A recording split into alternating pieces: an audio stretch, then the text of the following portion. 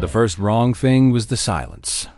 Not the usual quiet that settles over the woods in the early morning, but a kind that presses on the eardrums, a kind that absorbs sound.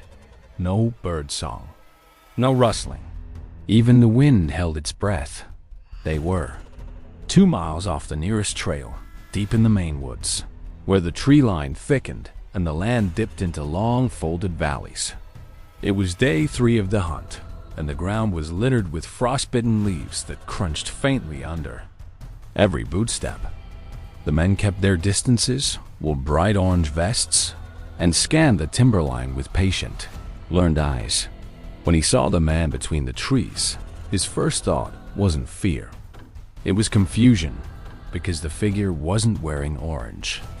He stood still, half shadowed by a birch trunk, about 50 yards off, where the fog still clung low to the earth.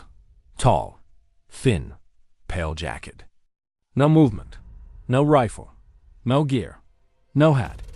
Just arms at his sides and a head turned toward the hunter, as if he'd already known where to look. The hunter blinked. The figure was still there.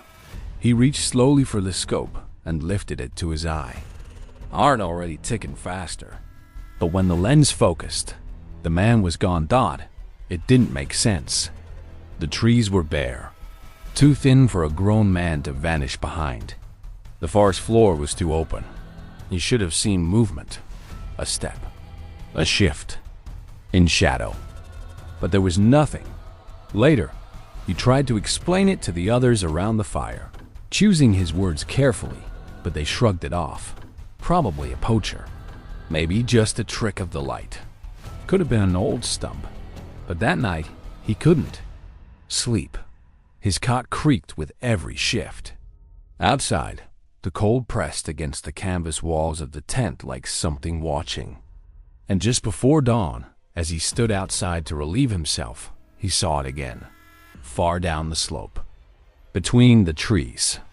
Same spot, same pale jacket. Still not moving. Still no orange. But this time, the man was closer. He didn't mention seeing the man again. Something about it felt fragile, like putting it into words might give it weight it didn't yet deserve, or make it real in a way it wasn't supposed to be. The next morning came colder, the kind of cold that bit through fabric and set into joints. They split up again after breakfast, rifles over shoulders, fluorescent vests cutting through the gray-green woods. The forest looked different now. Not obviously, but enough that he noticed. Things that hadn't struck him before. A bent sapling, twisted as if something heavy had fallen on it. 3 deep impressions in the soft earth, like heel prints, but spaced too far apart. And then, there was the quiet again. The same vacuum hush from yesterday. No birds, no insects. Just the muffled crunch of his own boots on the leaves. He kept, his rifle barrel low, walking carefully across a slope littered with pine needles. His breath clouded the air. He scanned the trees with deliberate turns of his head, the way he always had. But this time, his eyes lingered too long in the gaps between trunks, on the crooked silhouettes in the distance. Every shape felt uncertain until proven otherwise. At some point, he realized he was walking back toward the spot where he'd seen the figure. Not intentionally, just drifting. The way your mind follows an itch you haven't scratched. It was mid-afternoon when he saw it again. Not the man, the ground. Bootprints, large, sunk deep into the damp earth. He squatted down, laying a hand beside one for scale. The tread was fresh, no leaf cover, no weathering. He rose slowly and turned and froze. A thin white strip of fabric was caught on a branch 10 feet away, snagged cleanly like a torn sleeve. Pale, off-white, slightly stiff with dirt. Not hunter orange, not camouflage, just wrong. The sun dropped lower, shadows growing long and lean through the brush. He should have turned back. The others would be returning to camp soon, but something kept him rooted there, like his body was still listening. for a sound he hadn't quite heard yet. When he did start back, he moved faster than before. Not quite running, but no longer stopping to check tracks or broken twigs. Back at camp, the fire was already lit, the others laughing, talking, skin flushed from cold. He joined them quietly, didn't mention the fabric, didn't bring up the prints. But later that night, just before sleep took him, he unrolled his sleeping bag and saw it, a small patch of fresh mud across the floor of his tent, right beside his cot, and his boots were clean. The last morning began without a sunrise, just a slow graying of the sky as the clouds thickened and sagged, threatening snow. The hunters packed light, planning only a short hike before breaking camp. But he couldn't bring himself to leave. With them, he told them he'd tweaked his knee, said he'd stay back, rested, let the woods have one more chance to settle behind him. They didn't question it once alone. The silence returned, deeper than ever, like the trees themselves were holding something in. He checked the perimeter of the camp slowly, deliberately. Every footprint, every drag mark, every broken branch. He circled outward, passing the edge of their sight, through the hollow where he'd first seen the pale figure dot, and then he found it. A small clearing, barely 6 feet across, where the frost had melted in a perfect circle. The earth was wet and black, and in the center sat a rock, no larger than a fist, with something scratched into its surface. He knelt. The mark wasn't letters. It wasn't a name. Just a symbol, a jagged loop like a snare or a closed eye. Fresh, not weathered, as if someone had carved it only hours ago. He felt watched again. The pressure wasn't in the ears anymore. It was behind his eyes. Attention, like something was leaning toward him from the edges of the woods, just out of sight. When he stood, he saw the figure once more. This time, it wasn't 50 yards away. It was 10, standing perfectly still behind a row of bare trees. Not moving, not breathing. Still no orange.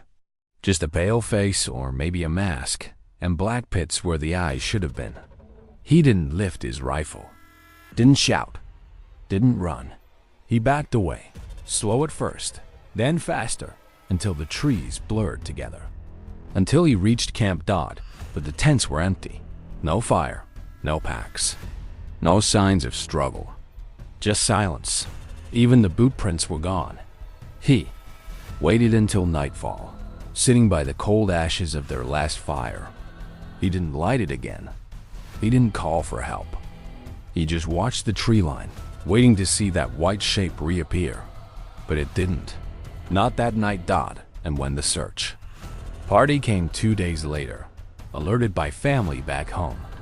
They found only one man, cold, silent, eyes fixed on the woods like they were still speaking to him. And not a single trace of the other 3. No packs, no prints, and no blood. Just one pale scrap of cloth caught in a pine branch. It started with a streak of red against the snow. Not a splatter, not droplets, but a thick, deliberate line drawn across the white like a drag brush soaked in blood. It stretched across the clearing just beyond the tree line, fresh, wet, steaming faintly in the cold. There were 4 of them, 2 experienced hunters, 2 younger, all wrapped in blaze orange and heavy wool. It was supposed to be a quick weekend trip before the next snowstorm buried the season. But the snow had already begun to fall, light and slow, more like ash than flakes. The strange part wasn't the blood itself. It was that there were no tracks. No hoof prints, no paws, no boot marks, nothing. Just that line, dragging from the east and veering into thicker woods. They stood in silence for a long time, staring at it. The older of them muttered something about a wounded elk. Maybe something ran and bled out in motion. But they all knew how blood usually looks in the wild. This wasn't a spill. It was a path. They followed it. The trail wound through the trees, cutting in straight, unnatural lines. Sometimes it dipped beneath low branches that no large animal could have fit under. Sometimes it ran up small ridges across icy stones and into brush with no break in the smear.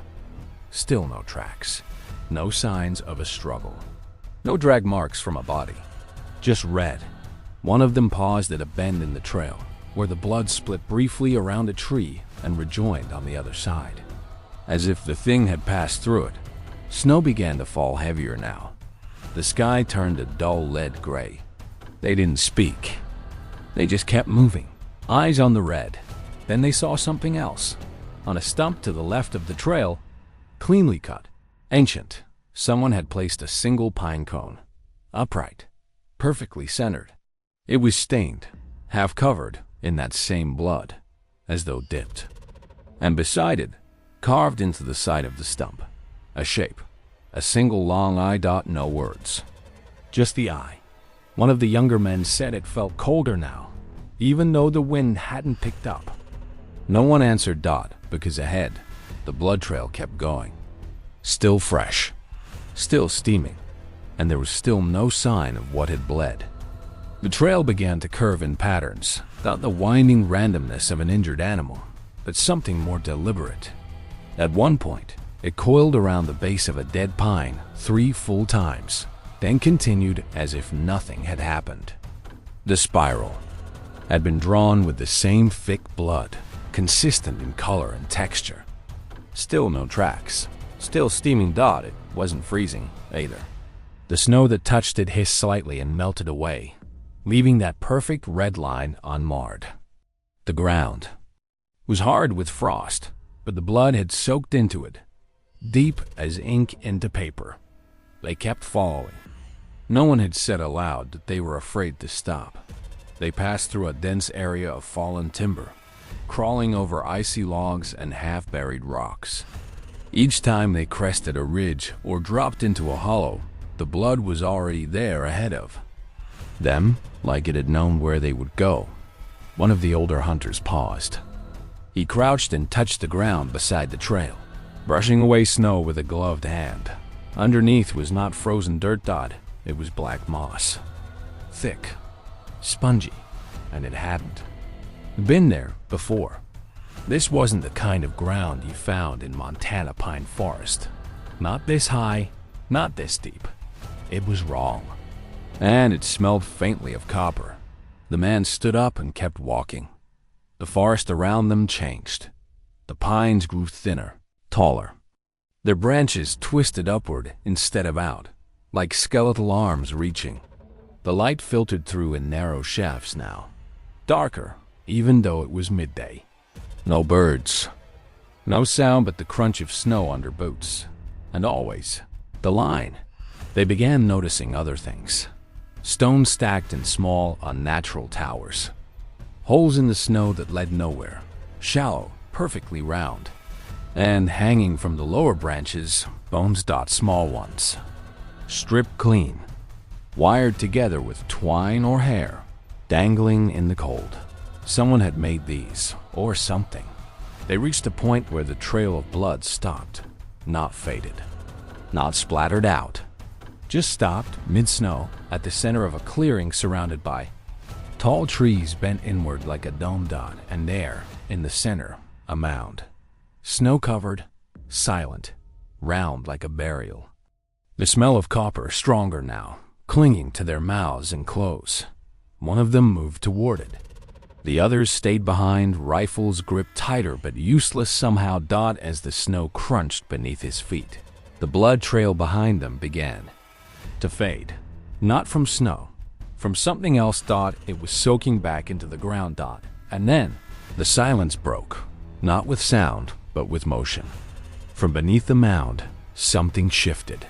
The blood had led them here, because now it was done leading. The mound wasn't dirt. As the snow slid from its surface under his boot, it revealed not soil, but hide. Fur, matted and pale, like the body of something once living, dried and hardened with time. The texture was wrong. It didn't give under pressure. It groaned. The hunter backed away, his breath catching, but it was too late. The mound inhaled slow and shallow, like lungs not used in decades, struggling to remember their function. The snow around its base shivered, then pulled inward in tiny flurries. A low vibration passed through the clearing. The others stepped back, but none turned to run. The blood trail was gone. Behind them, the woods had changed. Trees closer together. No footprints, not even their own. The way they came no longer existed. The air grew warmer. Snow melted from the trees in globs. Steam rose from the fur-covered mound. That sound returned, the hissing melt, louder now, surrounding them. And then it opened. Not eyes, not a mouth, a seam, a long vertical slit.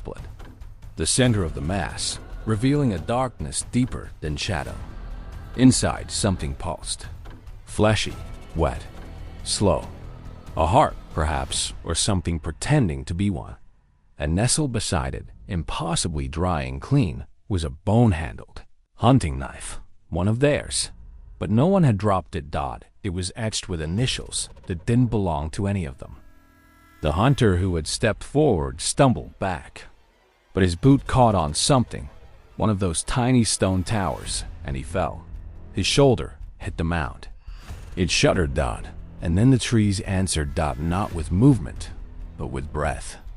A long exhale, rustling through the bent pines like wind, but heavier, intentional, hot. The snow melted completely in seconds, revealing nothing underneath. No earth, no roots. Just the moss. Black, rippling like muscle. They had been walking on it the whole time. The creature, if it could be called that, rose. Not upward, but outward, unfolding from itself, stretching without breaking. The clearing became its skin, the trees its limbs. The blood had only been bait. Something ancient had marked them the moment they saw the trail. Now it recognized them. There was no running, no path, no sky left between the branches. Only the shape, long, wide, pulsing, beginning to close again. Later, when the search parties came weeks later, they found only one thing in the snow, perfectly centered. A pine cone, stained with something dark, almost black, and carved into the bark of a tree nearby. A single long eye, still watching.